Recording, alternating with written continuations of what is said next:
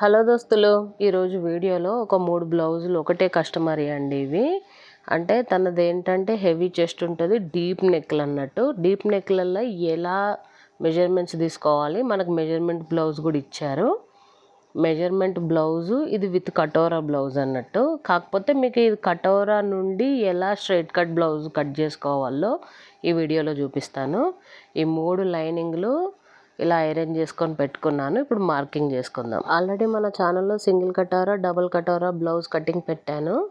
ఇప్పుడు పైన షోల్డర్ నుంచి కింద వరకు, అంటే కింద బ్లౌజ్ లెంత్ ఎంత ఉందో అంతవరకు తీసుకోవాలి. ఇక్కడ 15.5 ఇంచులు ఉంది, అంటే ఒక 1 ఇంచ్ ఎక్స్ట్రా 16.5 ఇంచులు పెట్టుకుంటున్నాను ఇక్కడ నేను మార్కింగ్. కస్టమర్ మనకి ఇచ్చిన బ్లౌజు హెవీ చెస్ట్ ఉంటుంది, ప్లస్ ఒకటి నెక్ డీప్ ఉంటుంది. ఆ డీప్ నెక్కి ఎంత షోల్డర్ పెట్టుకోవాలో నీకు క్లియర్గా చూపిస్తాను. అంటే మన కస్టమర్ మెజర్మెంట్ బ్లౌజ్ ఇచ్చినప్పుడు నెక్ డీప్ ఎలా చూసుకోవాలి, అంటే షోల్డర్ ఎంత పెట్టుకోవాలి. ఇప్పుడు ఇక్కడ చూడండి, నేను ఒకటి లెంత్ తీసుకున్నాను కదా, లెంత్ తీసుకున్న తర్వాత ఇప్పుడు చెస్ట్ తీసుకుంటున్నాను.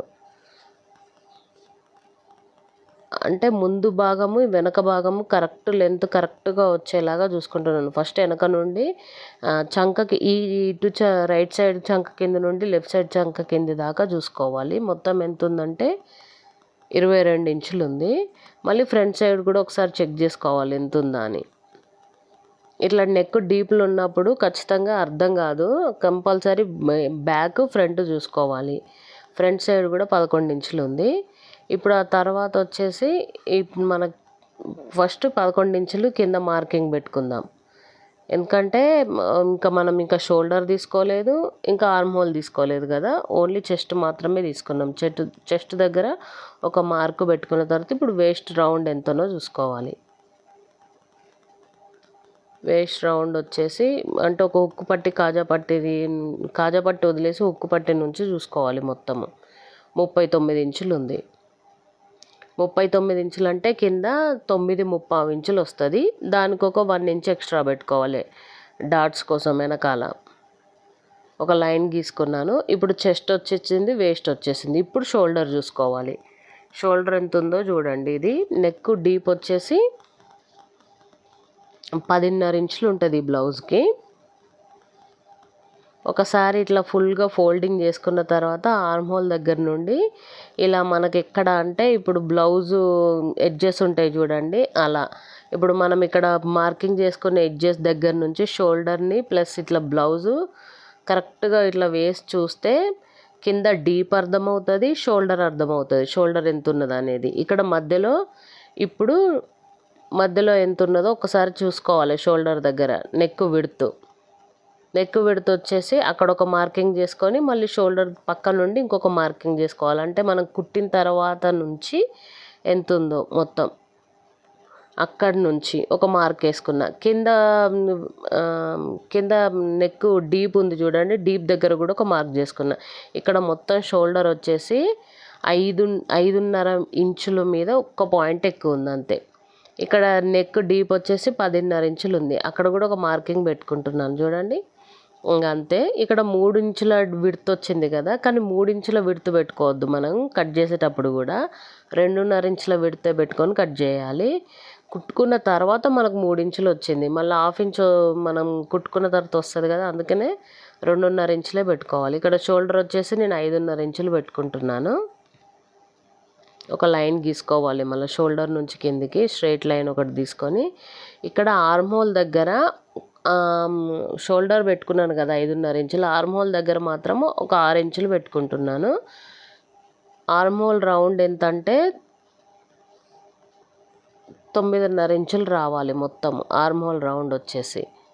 అయితే నాకు ఇక్కడ కొద్దిగా 9.5 ఇంచులు వచ్చింది. పర్లేదు, మనం కటింగ్లో చూసుకోవచ్చు. మళ్ళీ 9.5 వచ్చినా పర్లేదు, ఎందుకంటే చెస్ట్ హెవీగా ఉంది కదా, 11 ఇంచులు ఉంది కదా చెస్ట్. అందుకని ఇక్కడ ఒక మార్క్ పెట్టుకున్నాను నేను. ఇక్కడ డైరెక్ట్ మార్కింగ్ చేసుకొని కింద అది ఎంత లెంత్ ఉందో చూసుకోవాలి. ఎందుకంటే చెస్ట్ నుంచి కింద వేస్ట్ వరకు కరెక్ట్ ఇప్పుడు అర్థం కాక అలా అంటే ఆర్మ్ హోల్ రౌండ్ ఎంత తీసుకోవాలో అర్థం కానప్పుడు ఇలా బ్లౌజు చంక కింద నుంచి మళ్ళీ కింద పార్ట్ వరకు ఎంత ఉందో చూసుకోవాలి. ఈ బ్లౌజ్కి వచ్చేసి 9.5 ఇంచులు ఉంది. నేను మార్కింగ్ పెట్టుకునేది 10 ఇంచులు పెట్టుకుంటున్నాను, ఎందుకంటే కొద్దిగా ఖర్చుకు లోపలికి పోతుంది కదా అటు ఇటు, అందుకోసమని. ఇంకా ఎక్స్ట్రా వచ్చేసి ఒక 1.5 ఇంచ్ ఎక్స్ట్రా పెట్టుకున్నాను అంతే. ఇక్కడ చంక రౌండ్ చెక్ చేసుకుంటే హాఫ్ రౌండే 9.5 ఇంచులు వచ్చింది, ఫుల్ రౌండ్ వచ్చేసి 19 ఇంచులు ఉండాలి. ఇలా ఒక హాఫ్ చెక్ చేసుకున్నా కూడా ఫుల్ రౌండ్ అర్థమైపోతుంది మనకి. అయితే ఇక్కడ డీప్కు నేను అంటే చంక డీప్ తీయడానికి ఇట్లా రౌండ్ షేప్ తీయడానికి మధ్యలో ఒక 1.5 ఇంచు ఇట్లా మార్కు పెట్టుకొని అటు 2 ఇంచులు ఇటు 2 ఇంచులు తీసుకొని కొద్దిగా షేప్ తీసుకుంటున్నాను. స్కేల్ ఉంటే స్కేల్ తోటైనా తీసేసుకోండి మీరు, ఇంకా ఈజీ మెథడ్ అది. ఇక్కడ జస్ట్ మీకు అర్థం కావడం కోసం ఆర్మ్ హోల్ 9.5, షోల్డర్ వచ్చేసి 5.5 ఇంచులు, చెస్ట్ వచ్చేసి 11 ఇంచులు, కింద వేస్ట్ వచ్చి 39 ఇంచులు అని జస్ట్ అట్లా మార్కు పెడుతున్నాను. ఆల్మోస్ట్ నేను కట్ చేసేటప్పుడు కూడా చెస్ట్ పెట్టుకోను కానీ ఆర్మ్ హోల్ రౌండ్ ఒకటి వేసుకుంటాను, కింద వేస్ట్ రౌండ్ ఎంతనో వేసుకుంటాను. మళ్ళీ స్లీవ్ రౌండ్ కూడా వేసుకుంటాను. ఎక్కువ స్లీవ్ లెంత్ కంటే స్లీవ్ రౌండ్ ఎంతనో కూడా మార్కింగ్ చేసేటప్పుడు గీసుకుంటాను, దాని మీద ఎంత రౌండ్ ఉన్నది మొత్తం అని. ఇప్పుడు వచ్చేసి ఇక్కడ షోల్డర్ ఉంది కదా, షోల్డర్ ఇక్కడ డీప్ వచ్చేసి మనం మార్కింగ్ చేసుకునేటప్పుడే 3 ఇంచులు వచ్చింది కదా, 3 ఇంచులు పెట్టుకోవద్దు. ఇక్కడ 2.5 ఇంచులు అయినా లేకపోతే 2.5 ఇంచులు అయినా పెట్టుకోవచ్చు. ఎందుకంటే కుట్టుకునేటప్పుడు మళ్ళీ లోపలికి మనం ఫోల్డింగ్ చేసినప్పుడు కొద్దిగా డీప్ అవుతుంది కదా, అందుకోసమని. ఇక్కడ నేనైతే 2.5 ఇంచులే పెట్టాను. 2.5 ఇంచుల విడ్త్, కిందికి లెంత్ వచ్చేసి 10.5 ఇంచులు. కొద్దిగా షేప్ తీసుకున్నాను అంతే. ఇంకా బ్యాక్ నెక్ కూడా డీప్ వచ్చేసింది. జస్ట్ కొలుచుకుంటున్నాను ఎంత ఉన్నదా అని, దాని డీప్ కరెక్టే వచ్చింది. బ్లౌజ్కి మనం ఎంత ఉన్నదో అంతే వచ్చేసింది అంతే. ఇప్పుడు బ్యాక్ నెక్ చాలా సింపుల్గా అయిపోయింది కదా. ఏంటంటే కొద్దిగా చెస్ట్ హెవీగా ఉన్నప్పుడైనా కూడా కిందకు డీప్ ఉన్నప్పుడు మాత్రం షోల్డర్ తక్కువగానే పెట్టుకోవాలి. ఇక్కడ ఎంత పెద్ద బ్లౌజ్ అయినా చూడండి నేను ఎంత తక్కువ పెట్టానో, షోల్డర్ వచ్చేసి 5.5 పెట్టాను కదా అంతే. ఇక్కడ వెనకాల డాట్స్ పెడుతున్నాను, ఎందుకంటే మనకి ఇచ్చిన మెజర్మెంట్ బ్లౌజ్ది ఎంత ఉందో ఫస్ట్ చెక్ చేశాను. 9 ఇంచులు ఉంది, మధ్యలో విడితే 9 ఇంచులు ఉంది, ఇంకా డాట్ పొడవు వచ్చేసి 5 ఇంచులు. 5 ఇంచులకు నేను ఏం చేశానంటే పైన 5 ఇంచులు పెట్టాను, విడత్ వచ్చేసి ఇక్కడ 5 ఇంచులు తీసుకున్నాను. ఎందుకంటే అటు ఇటు డాట్ కోసం హాఫ్ ఇంచు పోతుంది కదా, అందుకని. ఇక జస్ట్ ఎట్లా మార్కింగ్ చేసుకున్నామో అదే విధంగా కట్ చేసేసుకోవాలి. ఇంకా బ్యాక్ నెక్ అయిపోయింది, బ్యాక్ పార్ట్ కూడా కట్ చేయడం అయిపోయింది. చాలా మంది ఏం చేస్తారంటే షోల్డర్స్ జారుతున్నాయి అని చెప్తారు కదా, చాలా వరకు కంప్లైంట్ ఇస్తారు కదా.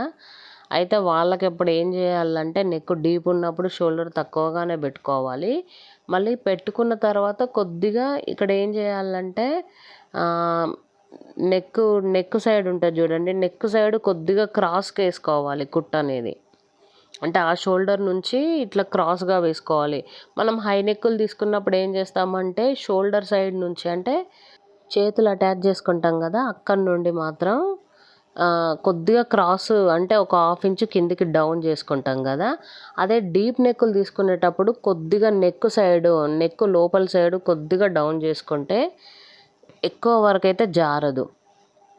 ఇప్పుడు ఇక్కడ వచ్చేసి నేను ఫ్రంట్ పార్ట్ తీసుకుంటున్నాను. పైన ఫ్రంట్ షోల్డర్ దగ్గర నుంచి కింద కటోరా ఉంది కదా, ఇది కటోరా ఎంతవరకు అంటే కింది వరకు ఎంతవరకు ఉందో అంటే షేప్ పట్టీకి పై వరకు ఎంత ఉందంటే 13.5 ఇంచులు ఉంది. 13.5 ఇంచులకు ఇట్లా డైరెక్ట్ మార్కింగ్ చేసుకోవాలి. ఏం లేదు, అది సింపుల్. ఇంకా ఇక్కడ నేను 13.5 ఇంచులు అంటే బ్యాక్ పార్ట్ని షేప్ పట్టీలు మైనస్ చేసే వేస్తున్నాను. ఇక్కడ 13.5 ఇంచుల కంటే కొద్దిగా ఎక్కువనే పెట్టుకుంటున్నాను. లెంత్ వచ్చేసి ముందు లెంత్ వచ్చేసి అంతే పెట్టుకుంటున్నాను. ఇక్కడ సేమ్ యాజ్ ఇట్ ఈజ్ ఎంత ఉందో అట్లనే గీసుకొని ఒక నెక్ మాత్రము కొద్దిగా తక్కువ గీసుకోవాలి. ఇక్కడ నెక్ వచ్చేసి మనకు 6.5 ఇంచులు వచ్చింది కదా లెంత్. ఇంకా విడ్త్ వచ్చేసి అంతే, ఇంకా మనం బ్యాక్ పార్ట్ ఎంత తీసుకుంటామో విడ్త్ అట్లానే తీసుకోవాలి దీన్ని కూడా అంతే. ఇంకా సింపుల్ ఒక లైన్ గీసుకొని దాన్ని కొద్దిగా రౌండ్ షేప్ తీసుకోవాలి.